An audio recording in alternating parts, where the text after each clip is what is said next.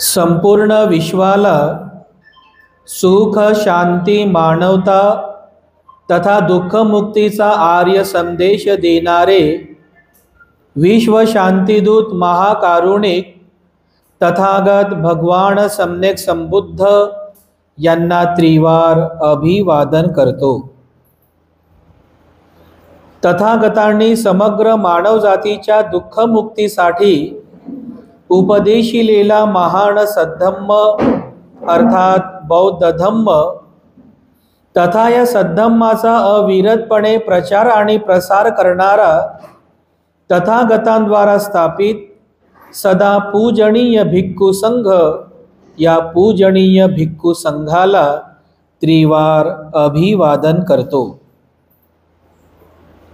ज्यांच्या अथांग अमर्याद त्याग प्रभावामुळे या भारतभूमीला बुद्धभूमीचे रूप पुन्हा एकदा प्राप्त झालं, असे बौद्ध धम्माचे पुनरुद्धारक तुम्हा आम्हा सर्वांचे उद्धार करते प्रज्ञा सूर्य बोधिसत्व डॉक्टर बाबासाहेब आंबेडकर यांच्या समग्र धम्मक्रांतीमध्ये जीवनाच्या शेवटच्या श्वासापर्यंत समर्पितच्या या मंगलमय प्रसंगी संघरत्न बुद्धविहार मयूर पार्क औरंगाबाद या ठिकाणी उपस्थित आपण सर्व धम्म उपासक धम्म उपासिका आपल्या सर्वांप्रती मी सर्वप्रथम अनंत मंगल कामना अर्पण करतो आणि आजच्या या वर्षावासकालीन धम्म देसनेला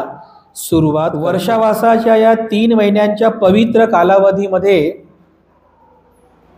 भारतीय बौद्ध धम्माचा इतिहास संस्कृती आणि वारसा या महत्त्वपूर्ण विषयांची प्रवचन मालिका आपण सुरू केलेली आहे आणि या प्रवचन मालिकेच्या अंतर्गत आतापर्यंत विविध ऐतिहासिक विषय समजून घेण्याचा आपण प्रयत्न केला।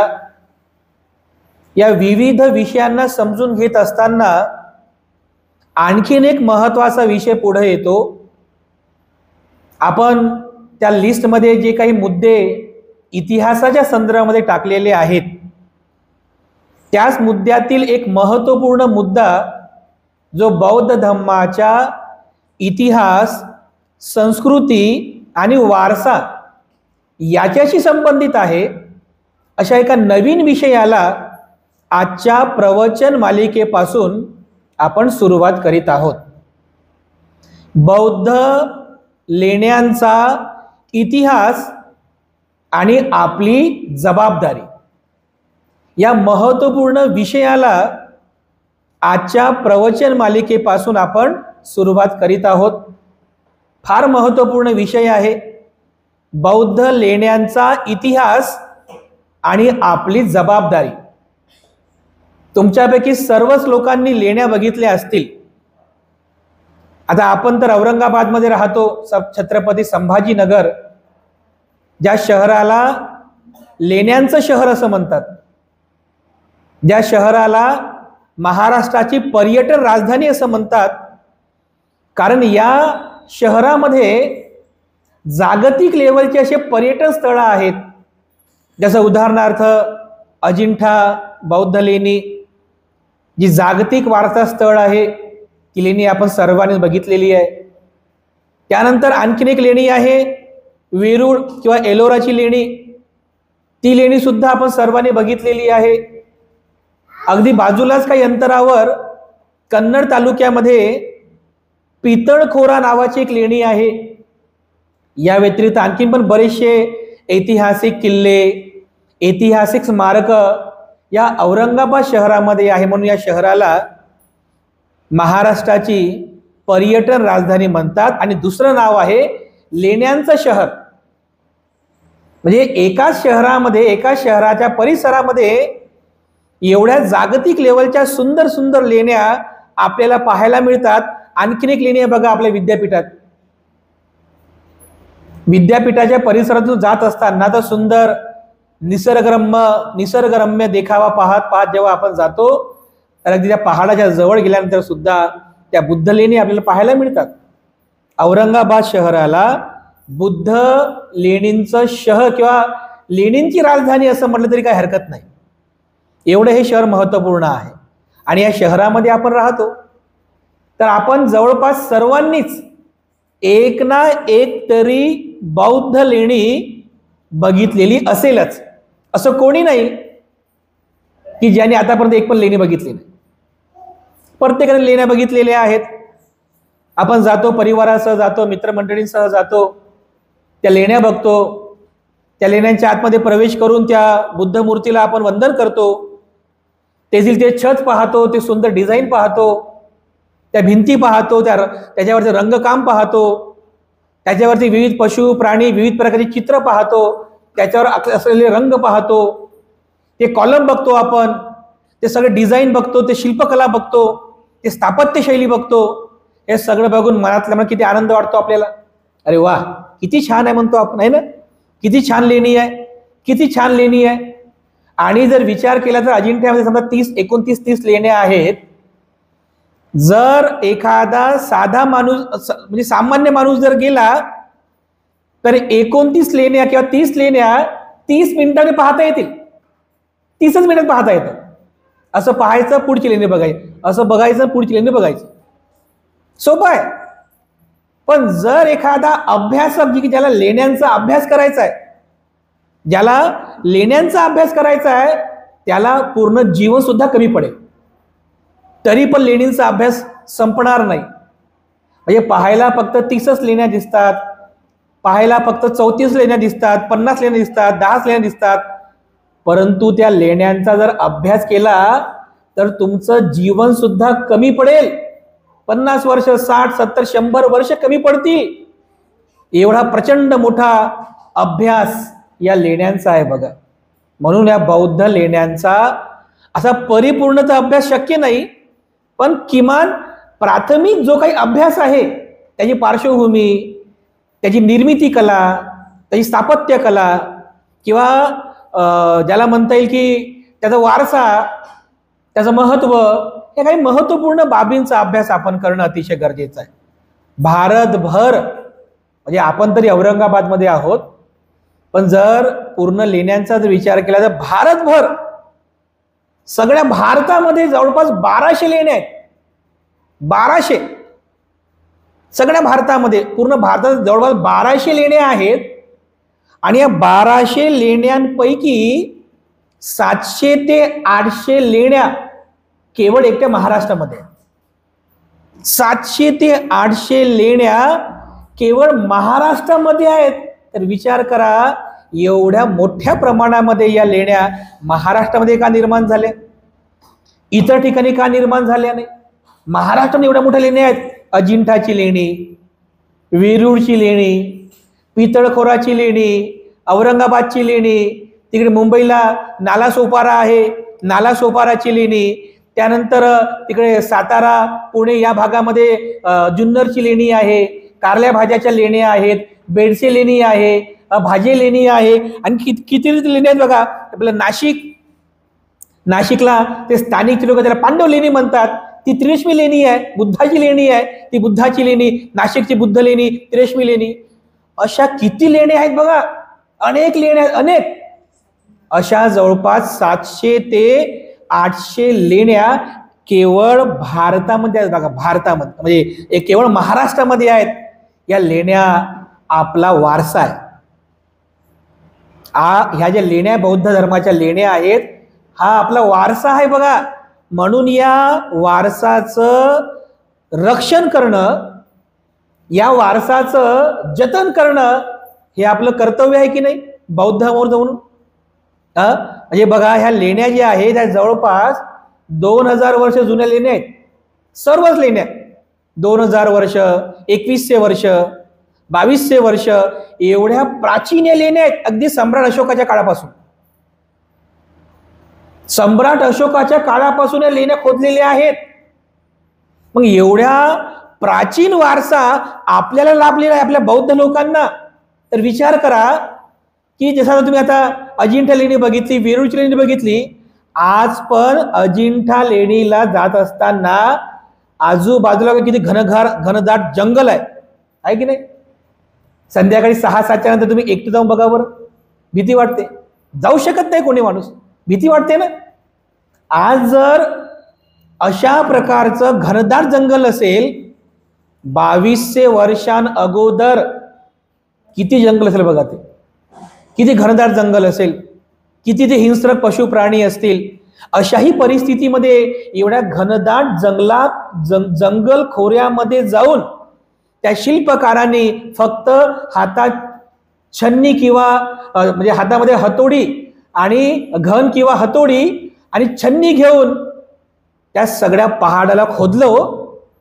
अगदी जसं म्हणतात की पहाडाच्या छातीवर बसून त्यांनी घन आणि छन्नीचा वापर करून त्या पहाडाला रूपांतरित करून त्या पहाडाचं लेण्यांमध्ये रूपांतर केलं. आज पण बघा अजिंठा लेणी, किती भव्य ती लेणी आहे. तर विचार करा, ती पहिली पिढी, भिक्षूंची पहिली पिढी त्या काळात की ज्यांनी त्या तिथे जाऊन त्या जागेची निवड केली की या ठिकाणी लेणी खोदायला पाहिजे. ती पहिली पिढी लेणी खोदकामाला सुरुवात झाली. मग असं करता करता करता त्या पहिल्या पिढीने त्या लेणीचा वारसा दुसऱ्या पिढीला दिला. त्या दुसऱ्या पिढीने त्या लेणीचं काम पूर्ण करता करता करता ती पण पिढी निघून गेली. त्या पिढीने ती लेणी वारसा रूपानं त्याच्या पुढच्या पिढीला दिली. त्या पिढीने ते बांधकाम पूर्ण करता करता ती पिढी मरण पावली. त्या पिढीने ती लेणी तिच्या पुढच्या पिढीला दिली.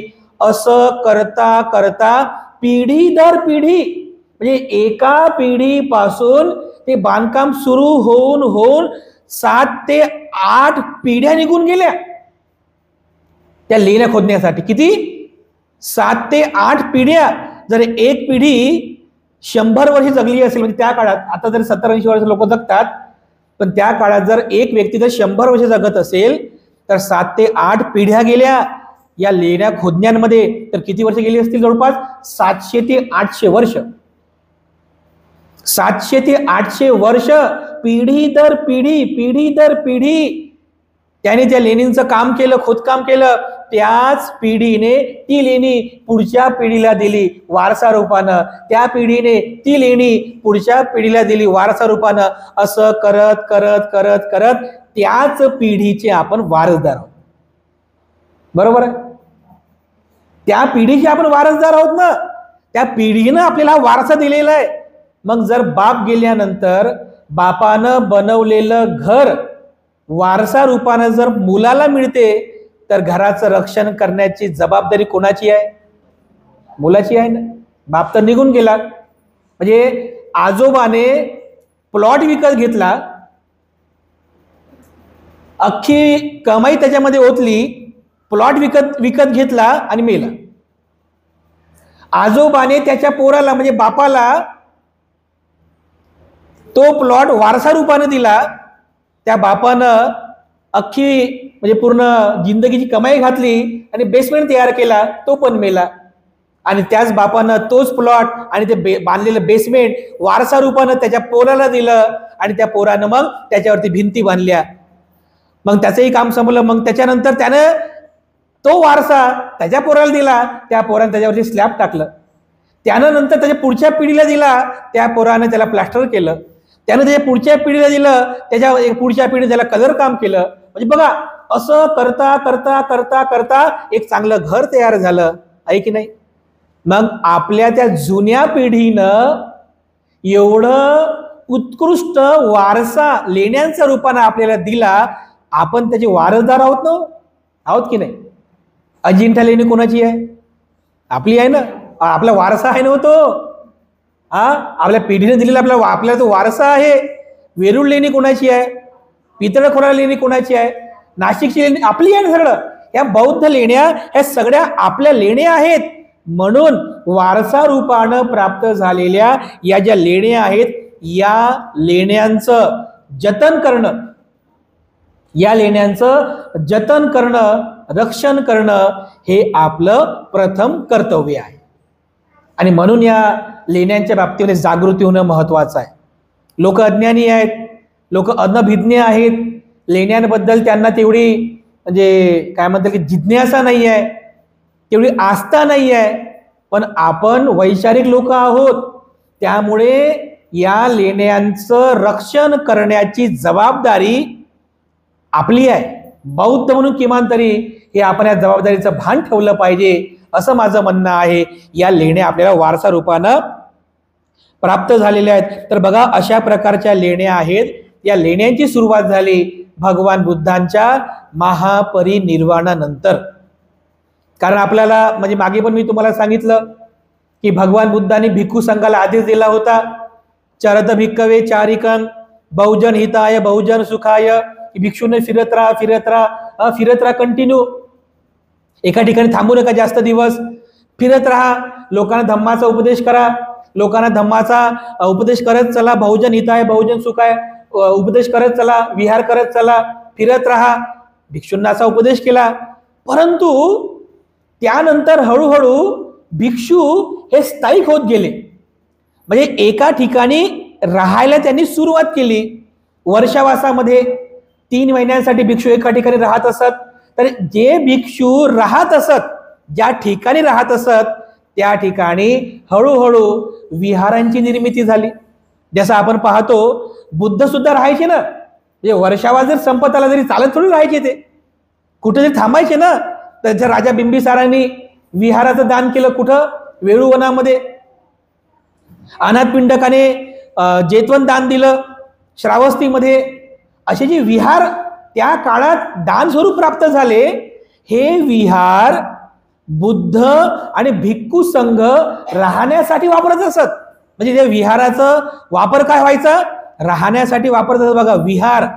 पण असे काही भिक्षू होते की जे भिक्षू असं गावात राहत नव्हते. म्हणजे जसं आता काही भिक्षू हे गावात राहायचे, गावातल्या विहारामध्ये. पण काही जे भिक्षू होते ना, काही भिक्षू हे गावाच्या बाहेर म्हणजे दऱ्या खोऱ्यांमध्ये राहायचे, धुतांगधारी भिक्षू. ते फक्त भिक्षापात्र घेऊन म्हणजे भिक्षाटन करणे फक्त गावात यायचे, भिक्षा मागितली की पुन्हा आपल्या दऱ्या खोऱ्यामध्ये जायचे. तर आज आपण पाहतो या लेण्यांचा इतिहास सांगितलेला आहे की जे भिक्षू दऱ्या खोऱ्यांमध्ये राहायचे, दऱ्या खोऱ्यांमध्ये दूर जंगलांमध्ये, आणि नेहमी ध्यान मनन आणि चिंतन करायचे, नेहमी धम्माचं चिंतन ध्यान मननच करायचे. अशा दूर जंगलांमध्ये दऱ्या खोऱ्यांमध्ये राहणारे जे भिक्षू होते, अशा भिक्षूंसाठी पहिलं विहार म्हणजे विहार जसं हे आपलं विहार असं विहार नाही, पहिली लेणी सम्राट अशोकाने खोदली या भारतामध्ये. पहिली लेणी. आजचं जे बिहार आहे त्या बिहारमध्ये एक बाराबार नावाची पहाडी आहे, पर्वत. जसं आपल्या औरंगाबाद कसं लागून पर्वत आहे, पहाड आहे, तसं बारांबर नावाचा एक पहाडी प्रदेश आहे, पहाड आहे. त्या पहाडामध्ये पहिली लेणी सम्राट अशोकाने खोदली. कशासाठी? की जे भिक्षू फक्त ध्यान मनन चिंतन करतात, दूर म्हणजे शहराच्या नगराच्या बाहेर जंगलात दऱ्या खोऱ्यांमध्ये असं पहाडाच्या कप्प्यांमध्ये गुहेंमध्ये राहतात, अशा भिक्षूंसाठी त्याने ते लेणी खोदली आणि तिथे त्यांनी त्या भिक्षूंची राहण्याची व्यवस्था केली. पहिली लेणी इतिहासात सांगितल्याप्रमाणे ही पहिली लेणी होती. आणि तेव्हापासून बघा मग लेण्यांचं बांधकाम सुरू झालं, मग जागोजागी लेण्या सुरू झाल्या. पण सुरुवात जी आहे, लेण्या खोदण्याची जी सुरुवात आहे, ही सम्राट अशोकाने केलेली आहे. तर आज बघा, आज आपण पाहतो या भारतामध्ये हिंदू धर्माच्या लेण्या आहेत. जर मी वेरूळला गेले असाल तर बघितली असाल तुम्ही लेणी.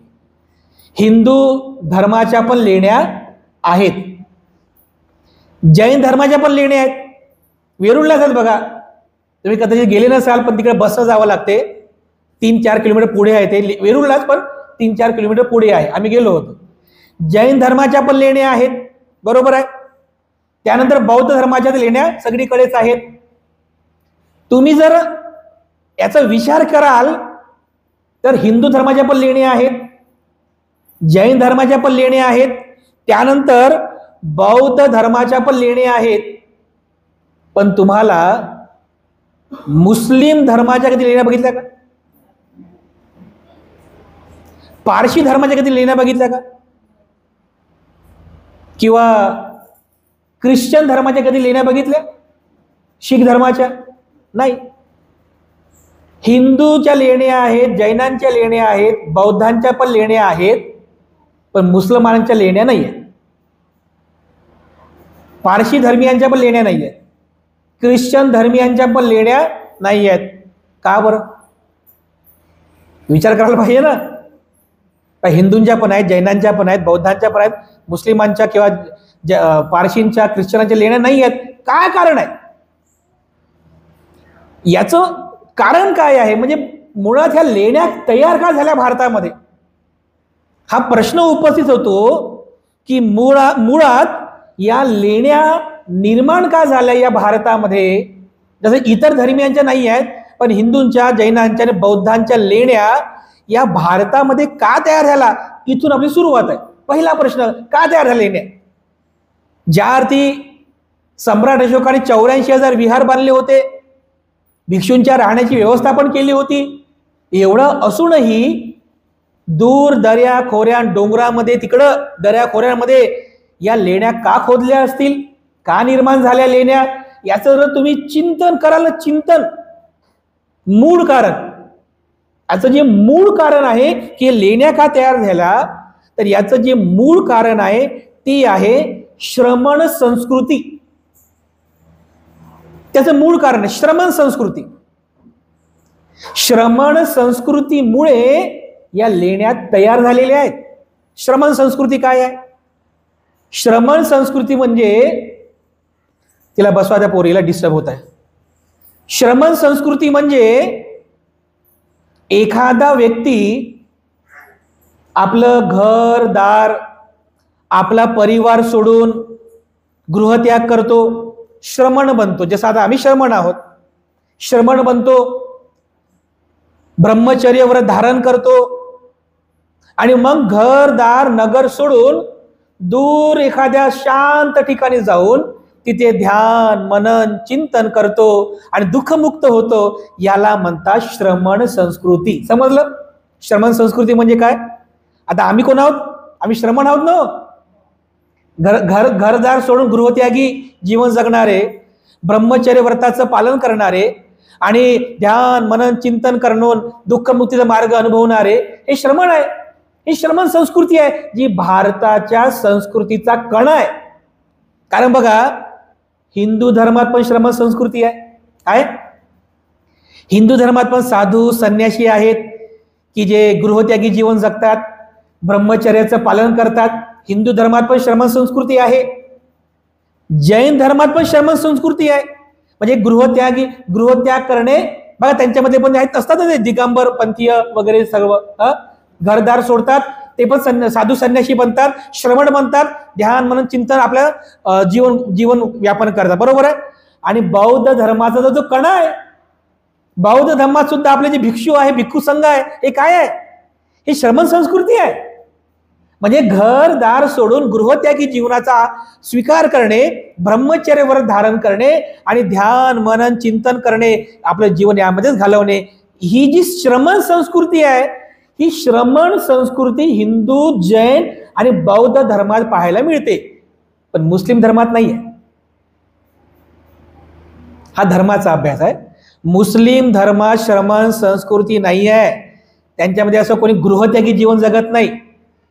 त्यांचे गुरु असतात, पण ते गृहत्यागी नसतात. त्यांना लेकरं बाळ सगळा परिवार गोतावळा त्यांचा असतो. ख्रिश्चन धर्मात सुद्धा श्रमण संस्कृती नाही आहे. त्यांच्यामध्ये पण त्यांचे जे धर्मगुरू असतात, त्यांना फादर म्हणतात, ते सुद्धा बायको लेकरं बाळ त्यांचे सगळा परिवार असतो, गृहत्यागी नसतात. श्रमण संस्कृती नाही आहे. पारशी असो, शीख असो, या कोणत्याच धर्मात श्रमण संस्कृती नाही आहे. त्या धर्मातले जे धर्मगुरू असतात, धर्माचा उपदेश करणारे, ते गृहत्यागी नसतात. धर्मगुरू असतात पण गृहत्यागी नसतात. त्यांना बायको लेकरं सगळा परिवार असतो. फक्त हिंदू, जैन आणि बौद्ध या तीनच धर्मांमध्ये आपल्याला ही श्रमण संस्कृती पाहायला मिळते. तर मग श्रमण संस्कृतीमध्ये जे श्रमण झाले, जसं बौद्ध भिक्षू गृहत्यागी जीवन जगलात, गृहत्याग करतात, श्राम्य जीवन जगतात, शिरोमुंडन करतात, अंगावर काशा वस्त्र परिधान करतात आणि मग घरदार सोडून एखाद्या शांत जागी जातात, शांत ठिकाणी. आता शांत ठिकाणी म्हणजे कुठं? नगरामध्ये का? नगरामध्ये शांतता असते का? ठीक आहे, मोठ्या मोठ्या डीजे वाजतो बघा, सगळं डिस्टर्ब आहे. शांत कुठं असते? जंगलामध्ये शांत असते ना. हो, जंगलामध्ये शांत असते ना. दूर एखाद्या दऱ्या खोऱ्यामध्ये तिथे शांती असते. एखाद्या नदीच्या छान किनारी बसून तिथे शांती असते. एखाद्या मोठ्या असं जंगलामध्ये जाऊन तिथे शांती असते. अशा शांत ठिकाणी जाणे आणि तिथे मग ध्यान, मनन आणि चिंतन करणे, ही जी श्रमण संस्कृती भारतामध्ये रूढ झाली, बौद्ध धम्मात रूढ झाली, अशा श्रमण संस्कृतीमुळे या लेण्या निर्माण झालेल्या आहेत. त्याचं मुख्य कारण आहे. कारण जे भिक्षू धुतांगधारी होते की जे शहरात नगरात लोकांमध्ये येत नसत, म्हणजे राहत नसत, फक्त भिक्षाटन करायचं, पुन्हा आपल्या ठिकाणी जायचं, असे काही भिक्षू होते की जे भिक्षू जंगलामध्ये जे पहाडी असतात ना, ज्या पहाडामध्ये वाघ राहतात, त्याला आपण काय म्हणतो? गुहा आहे ना, गुफा म्हणतात ना, गुफा किंवा गुहा, मराठीतला शब्द गुहा आहे. गुफा, गुहा किंवा कपारी पण म्हणतो आपण, की ज्याच्यामध्ये असं आपण शेल्टर म्हणून आपण तिथे थांबतो, बसतो, आहे की नाही, ऊन लागू नये, पाऊस लागू नये म्हणून. तर त्या काळातल्या भिक्षूंनी जे जंगल खोऱ्यामध्ये राहायचे, पहाडाच्या अशा कप्प्यांमध्ये राहायचे, त्या भिक्षूंनी तिथे राहायला सुरुवात केली. की आपलं भिक्षाटन करायचं, आपल्या पहाडाच्या त्या कप्प्यामध्ये जाऊन तिथं थांबायचं. आजही बघा त्या गोगाबाबा टेकडीच्या बाजूला एक कप्पा एक असं गुफा आहे, तिथे आपले भंतीजी राहतात. ते फारशी अशी लेणी नाही आहे, पण तिथे ते राहतात. कशासाठी? त्यांना वाटते ध्यान म्हणून चिंतन करावं, लोकांमध्ये जायचं नाही, आपलं ध्यान म्हणून चिंतन करत बसायचं आपलं. असे काही भिक्षू होते बघा. तर जे भिक्षू धुतांगधारी होते, की जे भिक्षू फक्त शांत ठिकाणी पहाडाच्या कप्प्यांमध्ये राहायचे, अशा भिक्षूंसाठी सम्राट अशोकाने पहिली लेणी त्या बाराबर मध्ये खोदली. कप्प्याला त्याने असं लेणीचं रूप दिलं, लेणीचं रूप म्हणजे व्यवस्थित खोदकाम केलं. तिथे असा हॉल बनवला, हॉलच्या बाजूला त्यांनी असे वटे बनवले बसण्यासाठी. तो हॉल असा, त्यानं त्या हॉलला जे फ्लोरिंग आहे त्याने असं चिकणे केलं एकदम, की जेणेकरून तिथे आपल्याला बसता यावं. अशी व्यवस्थित त्याने म्हणजे त्या कप्प्याला व्यवस्थित घन छन्नीने खोदून त्याला एक मस्त हॉल बनवला आणि मग तो हॉल विहार म्हणून भिक्खू संघाला दान दिला. मग तिथून ती सुरुवात झाली बघा. अशा प्रकारे या लेणीच्या खोदकामाला सुरुवात झालेली आहे. म्हणजे आज ज्या काही आपण लेण्या पाहतो, त्या लेण्याच्या म्हणजे असं म्हणूया आपण की बौद्ध धम्म हा लेण्यांचा जनक आहे. बौद्ध धम्म, कारण पहिली लेणी ही बुद्ध धम्माची तयार झालेली आहे. मग त्यानंतर हिंदूंच्या झाल्या, जैनांच्या पण झाल्या, पण सुरुवात जी आहे ही कोणापासून झालेली आहे? बौद्ध धम्मापासून. म्हणून लेण्यांचा जनक हा बौद्ध धम्म आहे बघा. तर अशा प्रकारे आपण ज्या लेण्या पाहतो, या सगळ्या लेण्या या बौद्ध भिक्षूंसाठी राहण्याचं निवासस्थान म्हणून सुरुवातीला खोदल्या गेल्या बघा. सुरुवातीला आता जे भिक्षू राहत असत, तर भिक्षूंना राहण्यासाठी असा हॉल होता. तुम्ही जर अजिंठा लेणीला कधी गेलात तर बघा तिथे हॉल आहे. हॉलच्या बाजूला अशा रूम पण आहे, बेडरूम पण आहेत. जर तुमच्या कशा रूम असतात तसं आजूबाजूला असं रूम असतात बघा. छोट्या छोट्या रूम आहेत, पण त्या रूम मध्ये कोणतं बेडशीट नाही, कोणता बेड नाही, दगडाचंच. म्हणजे काय त्या काळातले जे इंजिनियर असतील बघा, ते शिल्पकार, की केवळ घन आणि छन्नी वापरून, आणि लेणी खोदायची पण पद्धत आहे, लेणीचं बांधकाम होत नसते. लक्षात ठेवा, जसं तुम्ही घराचं बांधकाम करता, काय करता बांधकाम? असं विटांवर वीट, सिमेंट वीट, असं याला बांधकाम करणं म्हणतात. म्हणजे खालून असं पायबा असं उचलत वर करत तुम्ही वर जाता, बरोबर आहे. लेणीचं बांधकाम होत नसते. तुम्ही बघा बरं, लेण्यामध्ये कुठं बांधकाम केलेलं आहे का? नाही केलेलं आहे. कुठं विटांचं बांधकाम केलं का? नाही केलेलं आहे. लेणीचं बांधकाम होत नाही, लेणीचं खोदकाम होते. समजलं? लेणीचं खोदकाम होते. आणि खोदकाम कसं होते? जसं तुम्ही घर बांधताना खालून वर जाता, बरोबर आहे. लेणीचं खोदकाम करताना तुम्ही खालून वर जाता, पण लेणीचं खोदकाम कसं होते? लेणीचं खोदकाम वरून खोदत खोदत खोदत खोदत खाली येतं. आपण खालून बांधकाम करत करत करत करत वर जातो, कारण खोदकाम वरून खाली होत असते. आपण खोदकाम करतो ना, जमीन खोदतो ना, आपण वरून खाली जातो ना, आपण खालून वर येतो आपण. लेणी असं वरून खोदत खोदत खोदत खाली येतात आणि मग पुन्हा खोदत खोदत खोदत खोदत आतपर्यंत जातात. हे अशा प्रकारे म्हणजे वरून खोदत खोदत खाली येणे आणि मग समोरून खोदत खोदत खोदत खोदत आतपर्यंत जाणे, मग कॉलम तयार करणे, बेसमेंट तयार करणे, रूम तयार करणे, अशा पद्धतीने ऊपर से नीचे तक और आगे से पीछे तक अशा पद्धतीने लेणींचं खोदकाम त्या काळातल्या शिल्पकारांनी केलं बघा. तर असे हे शिल्पकार होते की ज्यांनी हे विहार बांधलं. ह्या लेण्यांचे निर्माण, हे लेण्या बांधल्या बघा. तर अशा लेण्या आहेत की त्या काळामध्ये, त्या प्राचीन काळामध्ये जे बौद्ध राजे होऊन गेले, सम्राट अशोकाच्या नंतर जे जे बौद्ध राजे होऊन गेले, त्या सगळ्या बौद्ध राजांनी मग ते सातवाहन, ते मुख्यतः महाराष्ट्रामधले जे सातवाहन राजे होऊन गेले की जे बौद्ध धर्मीय होते, त्या बौद्ध धर्मीय सातवाहन राजांनी त्या लेण्या खोदल्या, भिक्खू संघाला दान दिल्या. तुम्ही आजही जर काही लेण्यांमध्ये गेलात तर तिथे तुम्हाला दगडांवरती त्या राजांची नावं सुद्धा तुम्हाला वाचायला मिळतील ब्राह्मी लिपीमध्ये. पाल वंशाचे राजे होऊन गेले भारतात 9व्या-10व्या शतकामध्ये. त्या पाल राजांनी हे विहार बांधले. म्हणजे परंपरा अशी होती की राजांनी या लेण्या खोदायच्या, राजा लोकांनी या लेण्या खोदायच्या आणि लेण्या खोदून झाल्या आणि मग त्या लेण्या भिक्खू संघाला दान करायच्या. जसं विहार उपासकांनी विहार बांधायचं आणि ते विहार कोणाला? भिक्खू संघाला दान करायचं, अशी परंपरा होती. जसं बिंबिसारानं विहार, वेळुवन विहार दान दिलं, अनाथपिंडकांनी जेतवन विहार दान दिलं, विशाखाने सुद्धा पूर्वाराम विहार दान दिलं. तर या लेण्या सुद्धा त्या राजा लोकांनी खोदल्या, लेण्या बांधल्या आणि हे लेण्या भिक्खू संघाला राहण्यासाठी दान दिल्या की राहा तुम्ही आता इथे, राहून ध्यान मनन चिंतन करा. तर सुरुवातीला विहार लेणी बांधल्या गेली. विहार म्हणजे काय? भिक्षूंना राहण्याचं ठिकाण. तर तुम्ही जर लेणीमध्ये प्रवेश केला तर प्रवेश केल्याबरोबर तुम्हाला असा मोठा हॉल दिसतो. अजिंठ्यामध्ये जर कधी गेलात तर मोठा हॉल दिसतो. हॉलच्या या बाजूला छोट्या छोट्या रूमा काढलेल्या आहेत, या बाजूला छोट्या छोट्या रूमा आहेत. या रूमा म्हणजे काय आहेत? ह्या भिक्षूंचे निवासस्थानं आहेत. त्या काळात तिथे भिक्षू राहत होते. एका रूम मध्ये एक भिक्षू, एका रूम मध्ये 2 भिक्षू, तिथे भिक्षू राहत असत. आणि त्या रूम मध्ये सुद्धा बघा असं झोपण्यासाठी असं कॉट बनवलेला आहे, दगडाचाच कॉट आहे. त्या कॉटवरती भिक्षू लोक झोपायचे.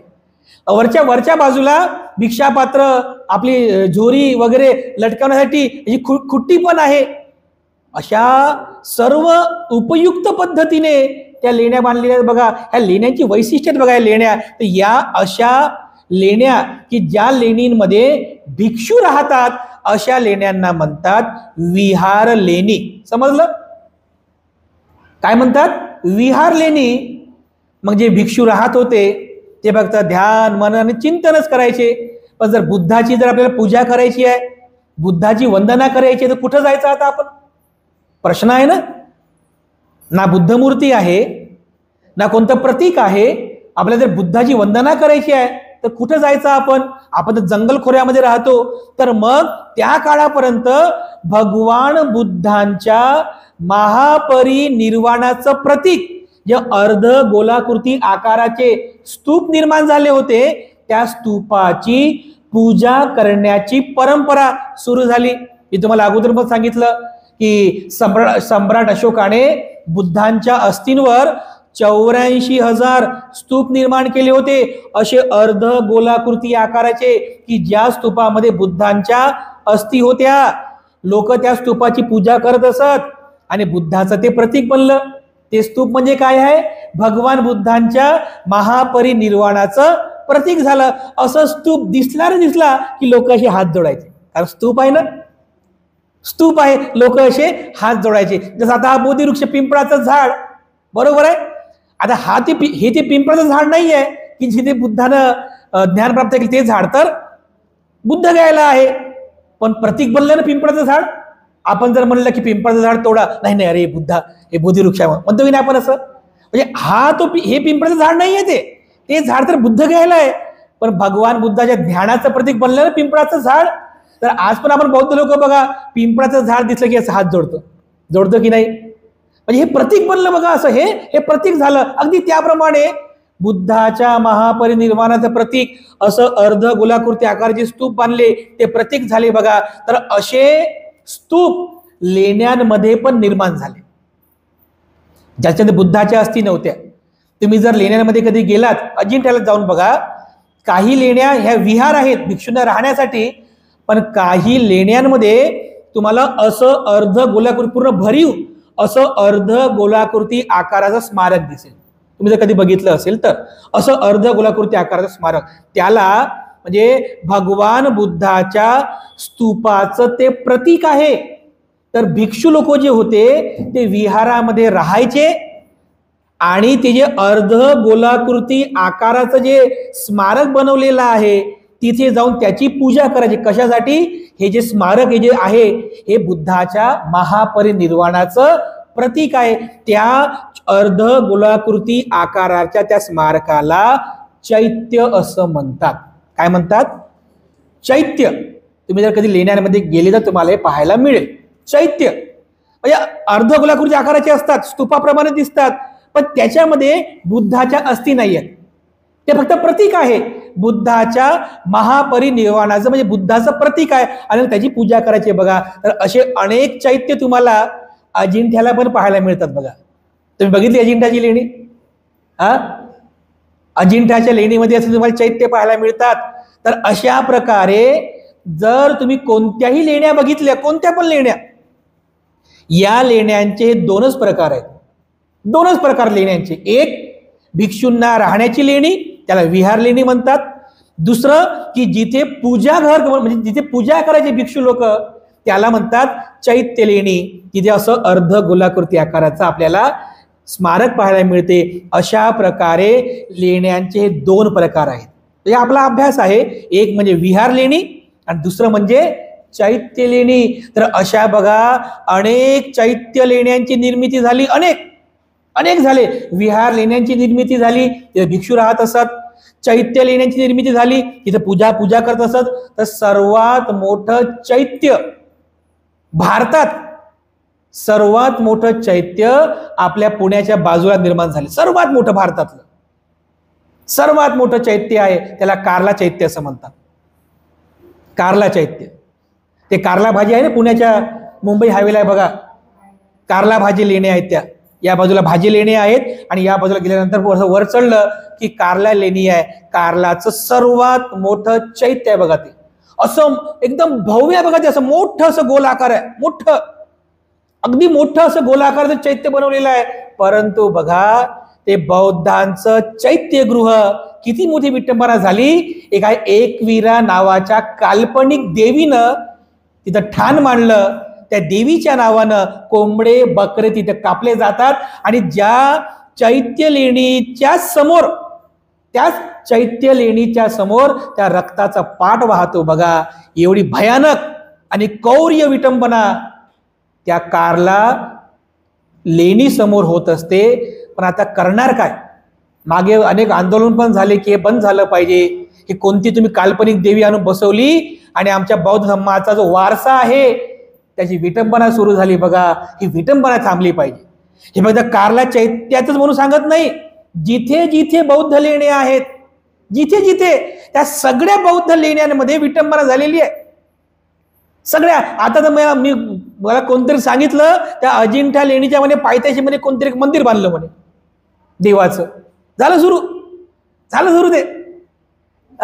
म्हणजे प्रत्येक लेण्यांच्या कुठेतरी आजूबाजूला असा ज्याला म्हणतात की हा प्रवेश सुरू आहे की कशा पद्धतीने या लेण्या विध्वंस करता येतील, या बौद्धांचा वारसा नष्ट करता येईल, बुद्ध मूर्तीची विटंबना कशी करता येईल, या लेण्या नष्ट कशा करता येईल, हाच विचार सुरू आहे बघा.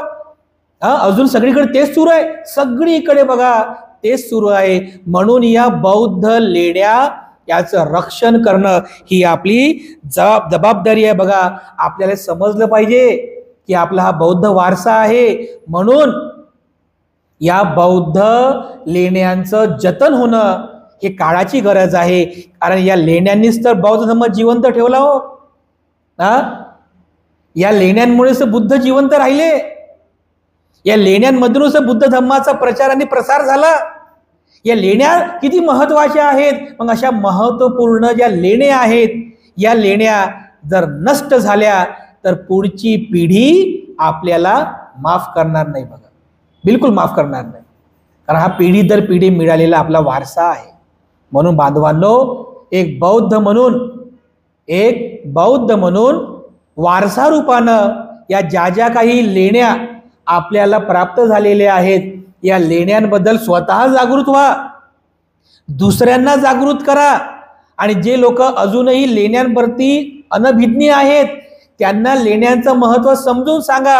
कारण लेण्या होत्या म्हणून बौद्ध धर्म प्रचार प्रसारित झाला, आणि बौद्ध धर्म आहे म्हणून आपण स्वाभिमानाने जीवन जगत आहोत. म्हणून बांधवांनो, या लेण्यांबद्दल जागृत व्हा, लेण्यांचा अभ्यास करा, आणि या लेण्यांप्रती नेहमी आस्था ठेवा. या लेण्यांचं जतन करणे, या लेण्यांचं रक्षण करणे आणि अधिकाधिक जागृती निर्माण करणे या बौद्ध लेण्यांच्या बाबतीमध्ये, याकरिता आपण सर्वांनी जागृत होऊन या लेण्यांचा अभ्यास करणं अतिशय महत्त्वाचं आहे.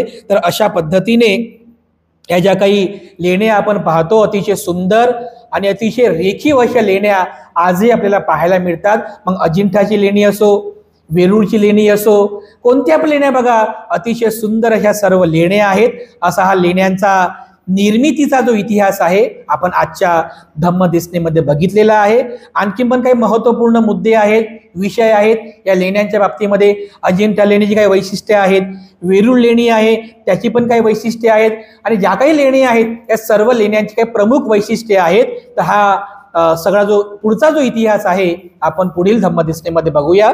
तर आजच्या धम्मदेसनेमध्ये हा सर्व इतिहास आपण सर्वांनी लक्षात ठेवावा.